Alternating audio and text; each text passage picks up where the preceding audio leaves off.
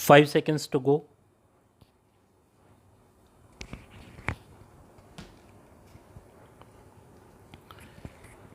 Start.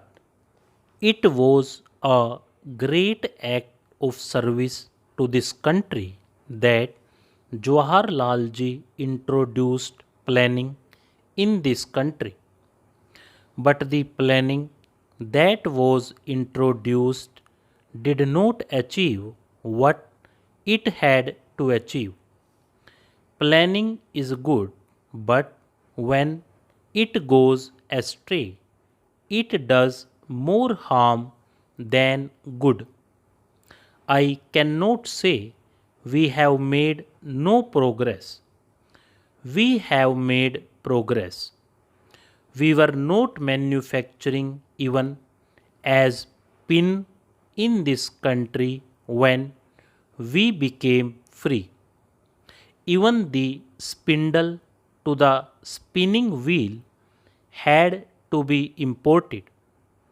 That position has changed, and we are producing not only steel, aluminium, or all the materials of the railway or sugar machinery or electric machinery. We can even produce a steel mill now. But with all this advance in heavy industries, the dissatisfaction today is much greater than we became free. While prosperity in some sections has increased substantially or even perceptible when it is compared to the progress made by the affluent people. There is a great dissatisfaction because their expectation, which is not very high in my view, is not fulfilled. And this is where planning has not succeeded in creating conditions which would remove this dissatisfaction and create a feeling of not only satisfaction but an atmosphere of hope and courage so that we may face our problems with greater confidence and with greater efficiency. Heavy industries are necessary to some extent, especially in items like the railway materials or electric machinery or other machinery or steel or aluminium or metals or machines required for these purposes. Consumer goods, which are far more essential for the poor and not only for the every person in society, are uneconomic to produce in heavy industries. They can be more conveniently produced, more easily produced, and produced with much less capital per capita or per man employed in small and cottage industries than in the bigger industries. This is a controversial subject. In a heavy industry, to employ one man requires a capital of anything between rupees 25,000 and rupees 1,50,000, whereas for cottage industries, the investment per person employed would not exceed rupees 500. It may be less than that in many cases.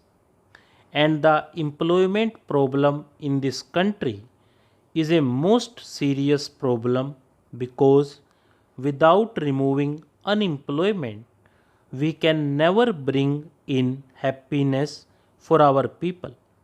Therefore, we must fight it on a war footing.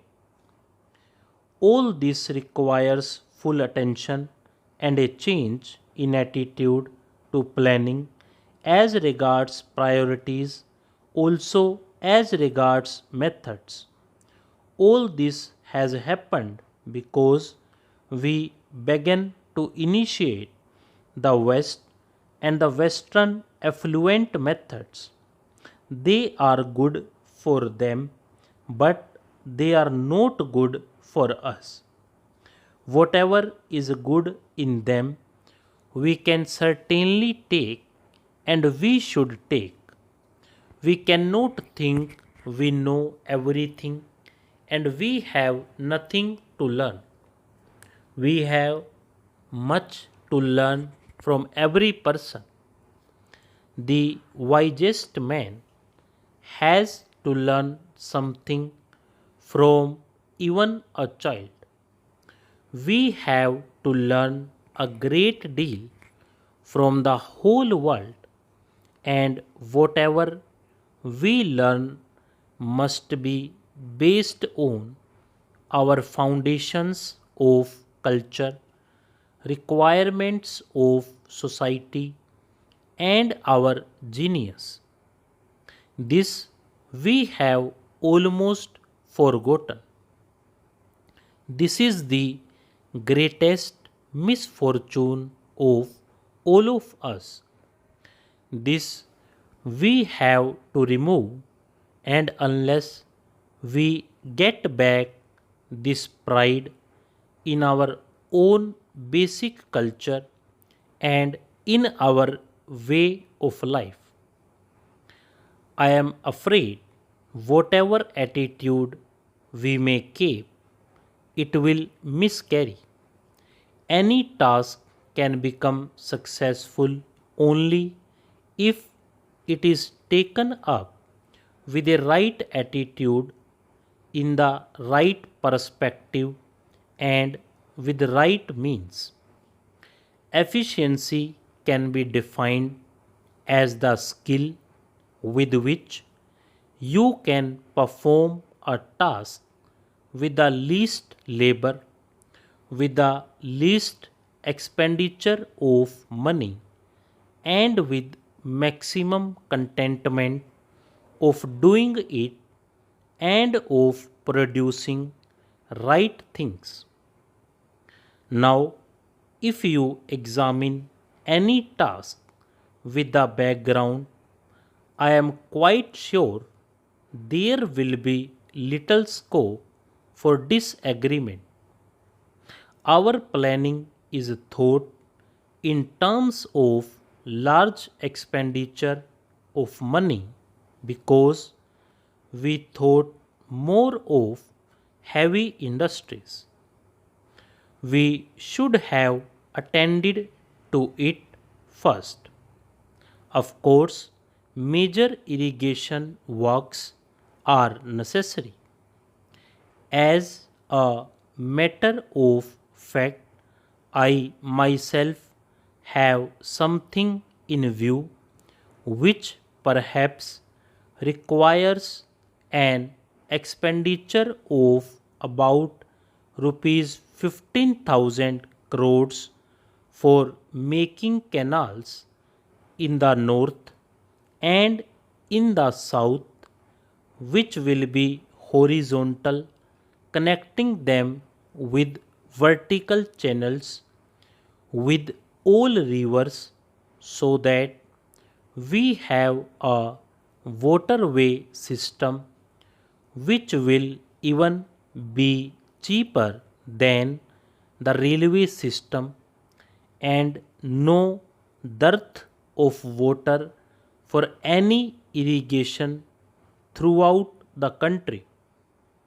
As a matter of fact, there was a scheme with the East India Company and the British government earlier, before the railways had been planned, and there was a scheme for improving the waterway system or having waterway system for transport and for irrigation.